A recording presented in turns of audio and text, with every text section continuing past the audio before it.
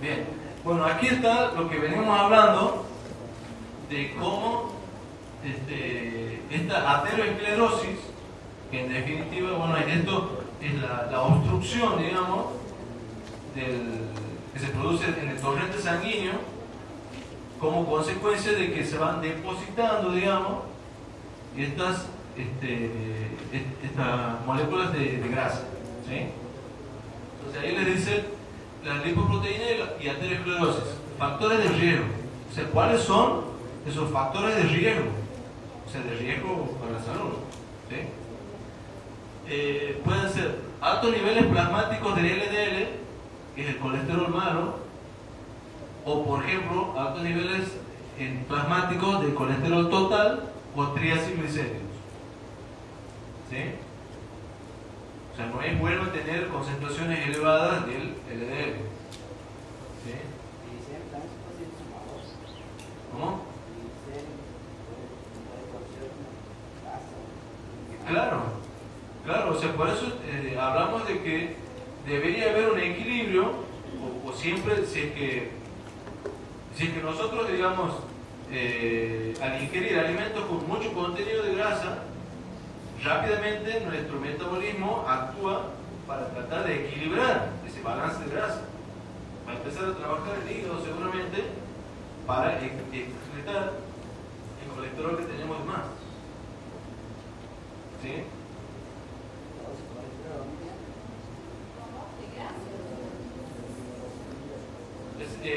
No se olvide, el cuerpo es como una máquina. O sea, lo ideal sería que nosotros hagamos un balance de energía entre lo que comemos y lo que consumimos, de acuerdo a nuestras actividades físicas, metabólicas, de acuerdo a las actividades que tenemos nosotros, ¿sí? Entonces, por lo general, si es que nosotros ingerimos más grasa de la que necesitamos, el cuerpo, la tendencia del cuerpo es almacenarlo, ¿sí? Ahora vamos a ver un poquito más, ¿sí? Es lógico. El cuerpo directamente lo almacena,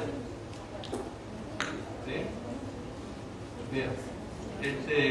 Otro punto que le marca ahí son los bajos niveles de HDL, que sería el contrario, digamos, al LDL. Y bueno, después hay otros factores, como por ejemplo las deficiencias genéticas de los receptores químicos pueden causar hipercolesterolemia. Bueno, eso ya es, entramos, digamos, a otro ámbito que es más médico. ¿Sí? Entonces, recién decía que tenemos que consumir las grasas con respecto a la actividad física que tenemos o al metabolismo. Haciendo deporte, si eso se la saca de grasa, se elimina. Y sí, lo que pasa es que depende mucho de, por un lado, la actividad, digamos, física. Lo más saludable es consumir una dieta equilibrada y siempre, digamos, acorde al consumo de energía que tenemos de acuerdo a nuestra actividad, ya sea física, bueno, intelectual también. Es muy difícil romper, romperla es muy difícil. O sea, se hace muy fuerte, ¿no? Sí, o sea, el tema de las grasas, si hay, digamos, ciertos factores genéticos que influyen en el metabolismo de las grasas, justamente en la parte de lo que serían los receptores químicos, ¿sí?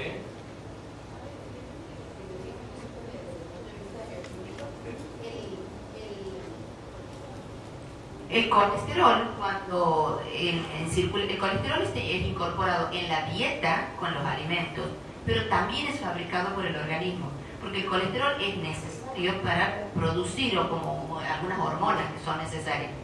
Pero cuando uno lo incorpora con la dieta y además lo fabrica el hígado, lo que sobra es lo que tiene que ser trasladado para excreción. Esa excreción o transporte del colesterol en la sangre no lo hace solo, sino lo hace unido a una proteína. Y ahí aparecen las lipoproteínas, que son el HDL y el LDL.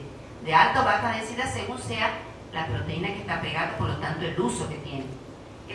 con respecto, digamos, a por qué el colesterol malo o bueno, cuando está unido al HDL, que es la proteína que le favorece esa llevada hacia el hígado y por lo tanto la excreción y la eliminación, por eso se le llama bueno.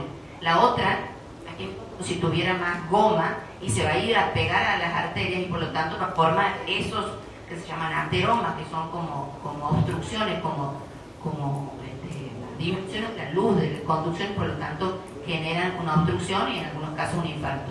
Pero lo que preguntaba de si es más difícil destruir una grasa, el organismo necesita energía para vivir, energía para mover los músculos, energía para cualquier proceso. Le es más fácil al organismo utilizar como energía los hidratos de carbono porque es más fácil degradables. Cuando no hay hidratos de carbono a mano, va a ir a la grasa, que es el hidrato de carbono después que se ha depositado como reserva, cuando sobra. Entonces, por eso en general en una dieta, si vos quieres que baje de peso, que baje la grasa, hay que disminuir el hidrato de carbono, por lo tanto los azúcares y las harinas, para que el organismo en la necesidad de la caloría, de la destrucción, va a ir a buscar las grasas. Pero primero le va a ser más fácil buscar los hidratos de carbono que están más rápidos disponibles. Muchas gracias, profe. Por ahí, digamos, esto sí requiere un poco más de un análisis más profundo, ¿sí? El tema de lo que serían los lípidos dentro de lo que es las funciones metabólicas, ¿sí?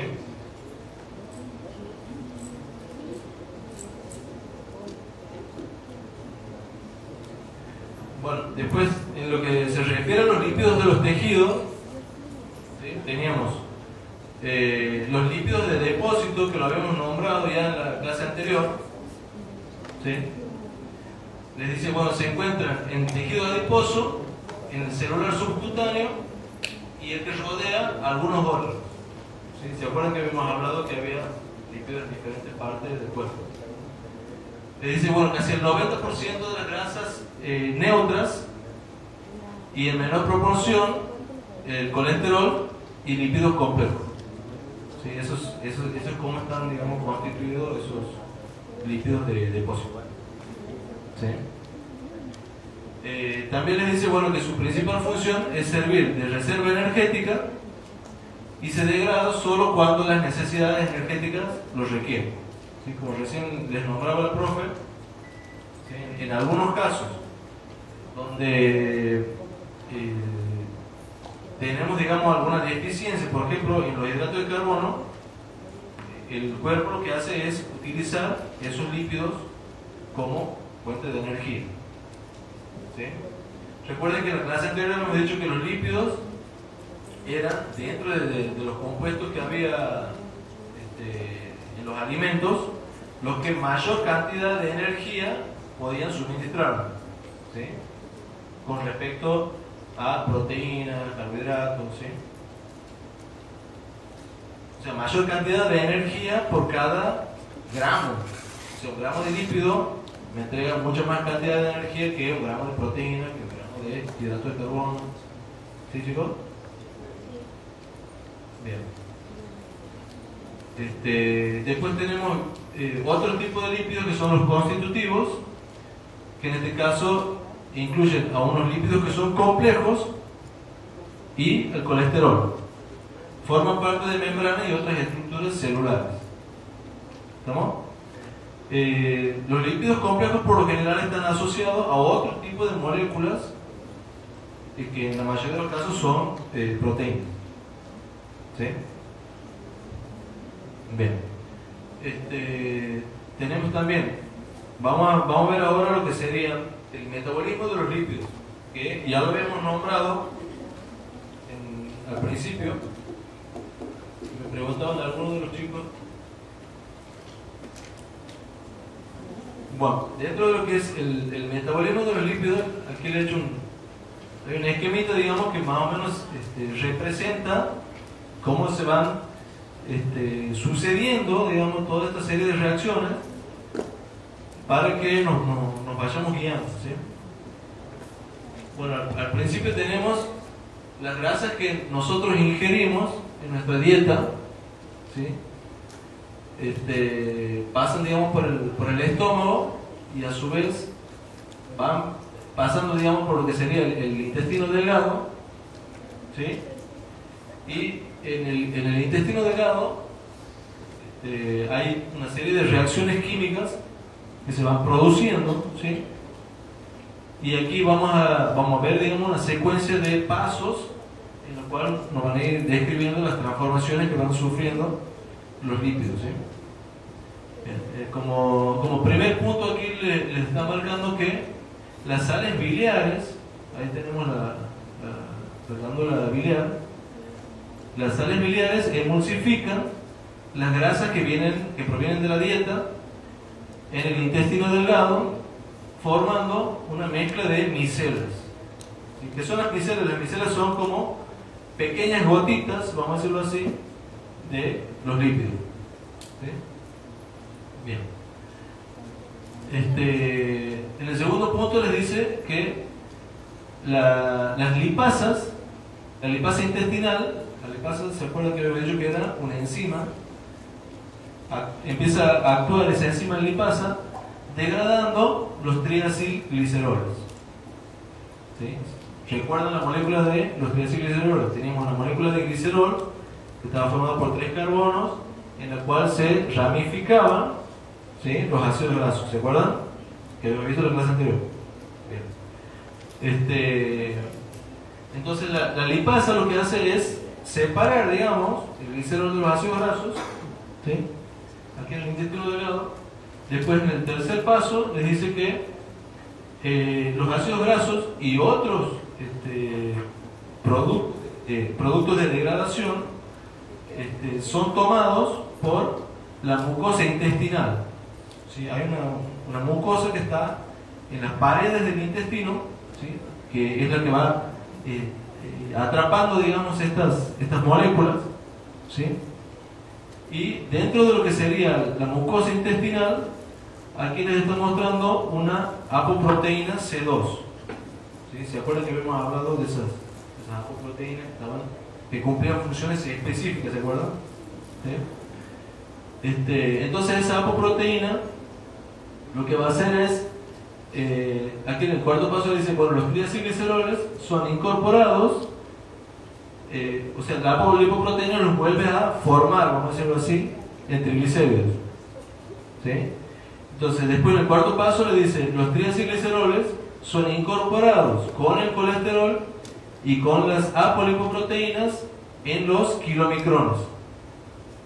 ¿Se acuerdan que habíamos visto en la diapositiva anterior, una de las primeras que habíamos visto, los kilomicrones? ¿Se acuerdan? ¿Sí? ¿Cómo estaban formados? ¿Se acuerdan? Que teníamos los triacilgliceroles y el colesterol que estaba encapsulado. ¿Se acuerdan? ¿Se acuerdan o no se acuerdan?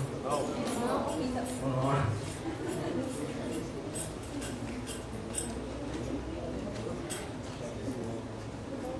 Aquí teníamos, ¿sí? ¿Se acuerdan que teníamos adentro los triacilgliceroles y el colesterol? Estaba muy chiquitito.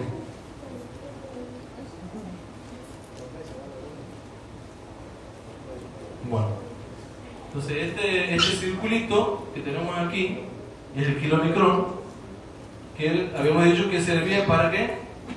¿Han ido anotando? ¿Qué era lo que hacía el kilomicrón? Bien. Recoge los triglicéridos y ¿qué hace? Los transporta. Bien.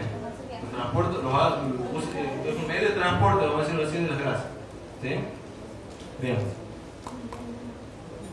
Bueno, después tenemos como quinto paso, aquí les dice, bueno, los kilomicrones se mueven a través del sistema linfático, eso también lo habíamos nombrado, ¿sí?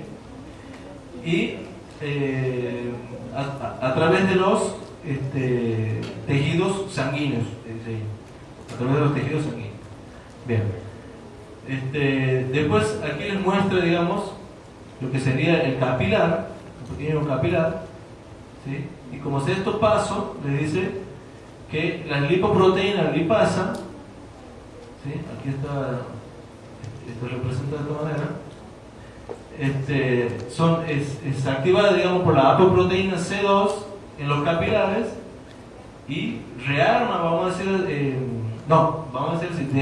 desarma de nuevo los ácidos grasos, los vuelve a separar, ¿se acuerdan? La lipasa cortaba los ácidos grasos de la molécula del glicerol, entonces quedaban separados los ácidos grasos, ¿se acuerdan? Y una vez que quedan separados los ácidos grasos, en el séptimo paso le dice, bueno, los ácidos grasos entran dentro de la célula, ¿sí? O sea, los cortan a los ácidos grasos de la molécula del glicerol, entonces los deja libres para que la célula los pueda incorporar más fácilmente, ¿sí? ¿Estamos?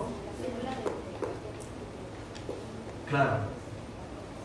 Entonces, una vez que ya están sueltos, vamos a decir así, los ácidos grasos de la molécula del triacilglicerol, es más fácil, digamos, que la célula los haga ingresar, ¿sí? Entonces, una vez que ya han ingresado dentro de la célula, en el último paso le dice, los ácidos grasos son oxidados como combustible o reesterificados o en su defecto pueden ser almacenados, ¿sí?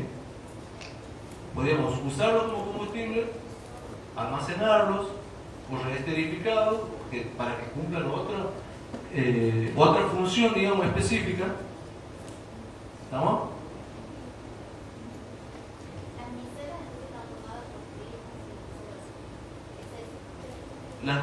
Las micelas, vamos a decir así, son como pequeñas gotitas de la grasa con la que nosotros habíamos ingerido los alimentos. Sí. Sí, bueno. Claro, claro. Recuerden que siempre, ustedes que van a ver, si agarran el libro, van a ver que la mayoría de los ácidos grasos que están presentes en la naturaleza son múltiplos de 2. ¿Sí? Por lo general, desde 12 hasta 20, 22 carbonos, digamos, son ácidos grasos que están presentes, digamos, dentro del metabolismo de los mamíferos y dentro de la dieta también de los mamíferos. ¿Sí? Y eso tiene un porqué, porque cuando veamos, digamos, cómo se sintetizan, vamos a ver que son específicamente con grupos de 2 que se van formando los ácidos grasos. Bien, aquí les está mostrando cómo sería el metabolismo del glicerol.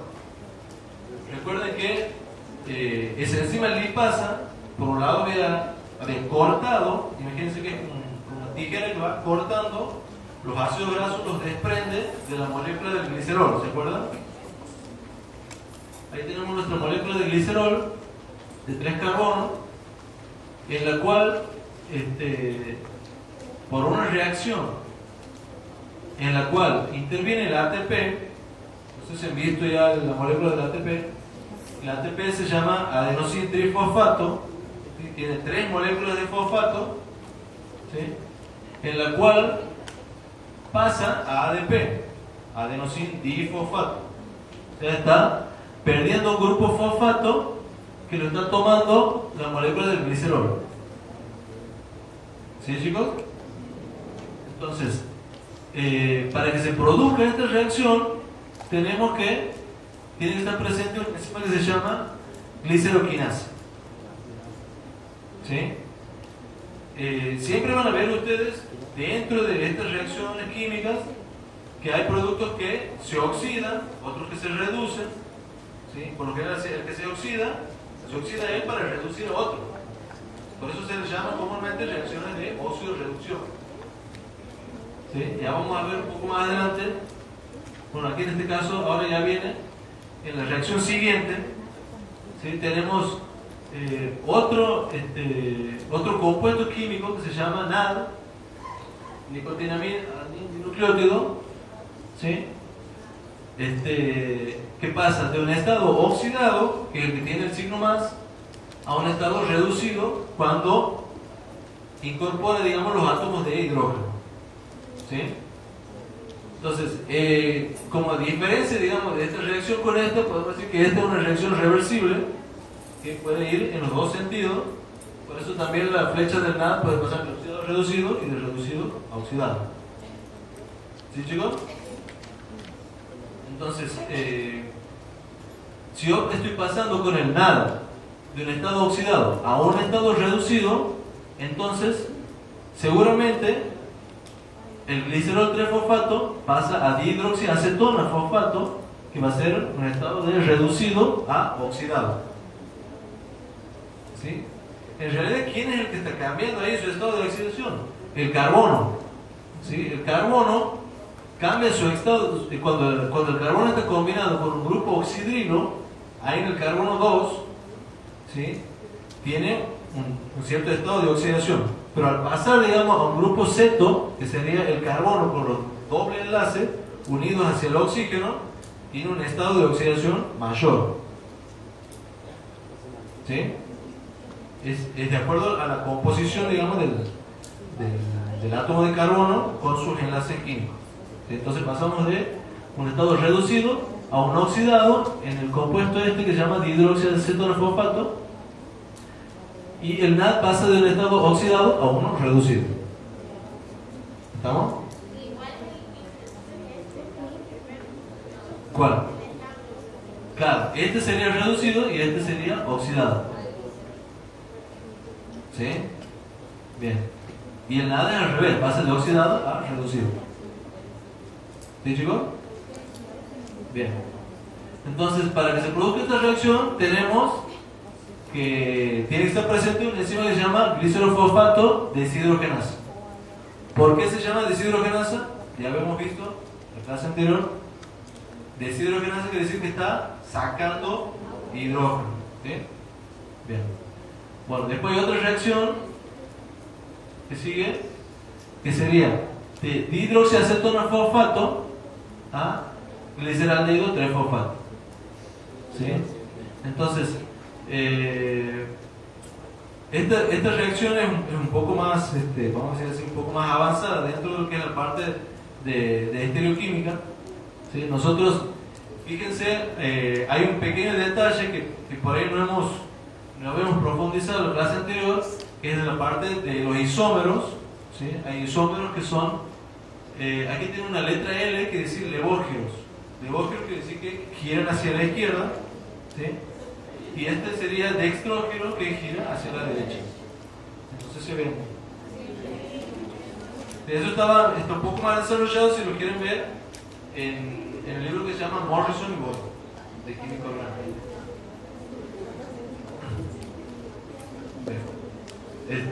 Entonces aquí la enzima que está actuando, digamos, en esta reacción que es reversible, ¿sí?, es una isomerasa. Recuerden que de cómo se producían los isómeros de acuerdo a la composición, digamos, de la molécula. En este caso es el gliceraldehído 3-fosfato. Claro, fosfotriasa, isomerasa. Sí. ¿Sí? Bueno, este tipo de reacciones son reacciones que son muy importantes dentro de lo que es el metabolismo del glicerol. ¿Sí, chicos? Bueno, le dice, a partir de esta serie de reacciones pueden seguir distintas vías metabólicas de degradación. ¿Se acuerdan de lo que es la degradación? Era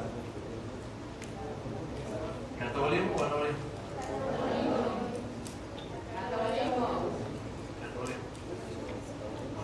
Entonces pueden seguir distintas vías metabólicas de degradación, como la glucólisis, ciclo del ácido cítrico o ruta de formación de glucógeno. ¿Sí? Cuando estamos formando, estamos construyendo. ¿Sí? Sería una ruta anabólica ahí. ¿Sí? Cuando hablamos de degradación, hablamos de catabolismo, y cuando hablamos de construcción, hablamos de anabolismo.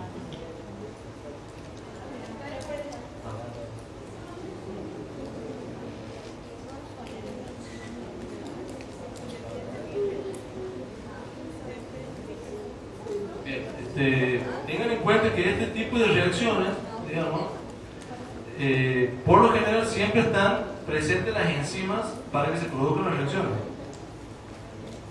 ¿sí? En algunos casos, hay veces que la reacción no se produce si la concentración de la enzima no es la adecuada para que se produzca la reacción. ¿Sí? Entonces, todo ese tipo de secuencias, digamos, de reacciones, en algunos casos están desencadenadas por alguna concentración de una hormona, por ejemplo. ¿Sí? Bien.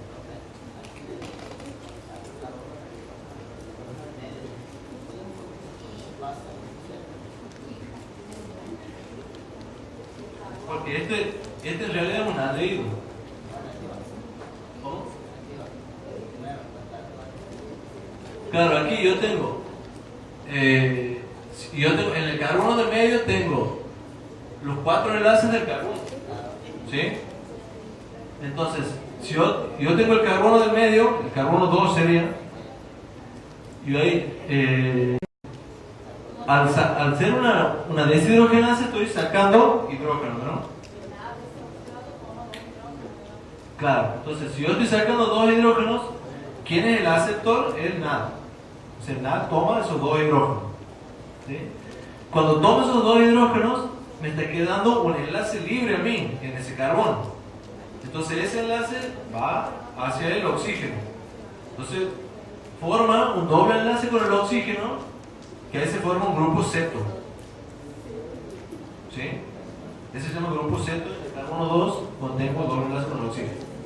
¿Sí? En este caso, digamos, yo estoy pasando de este grupo ceto, ¿sí? Aquí, ¿cómo sería el cambio químico? Este va a formar un oxidrino. Y el oxígeno que yo tenía aquí va a formar un doble enlace, que en este caso sería un aldehído. ¿Sí? Esto sería un aldehído. Cuando tengo un carbono terminal, un oxígeno con un doble enlace y un hidrógeno. Eso es un aldehído. No sé si han visto ya. ¿Sí? ¿Por allá, chicos?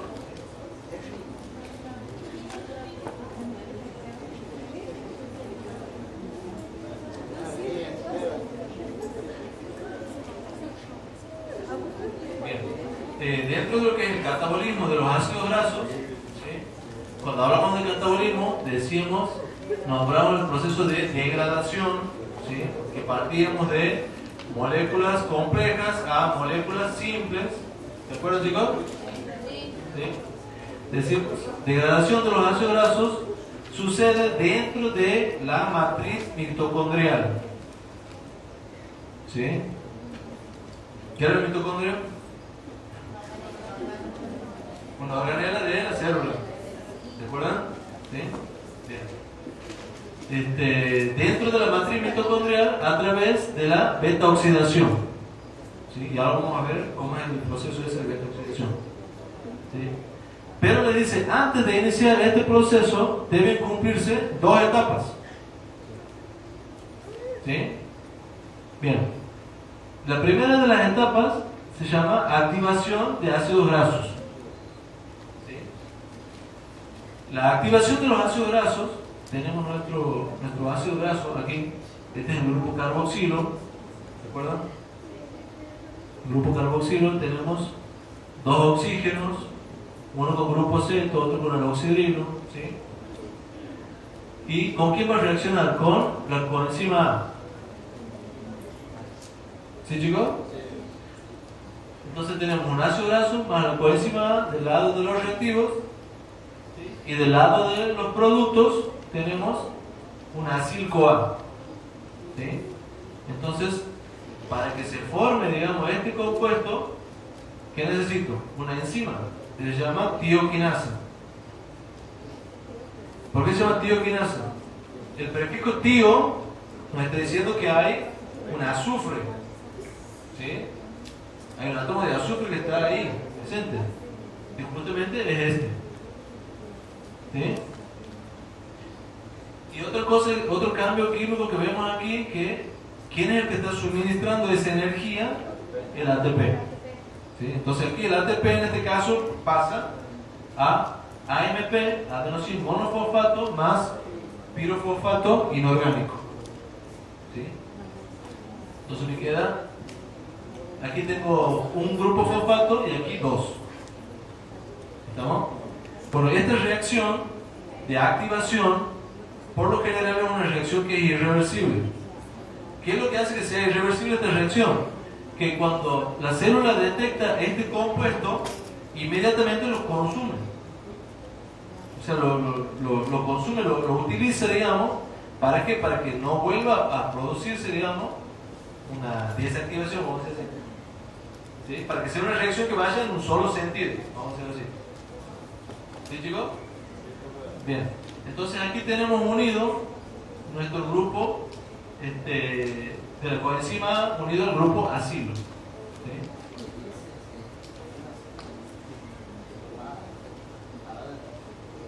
Sí, pues es otro tipo de enlace químico. En realidad esto es un enlace mucho más fuerte, digamos, que con el oxígeno. ¿Sí?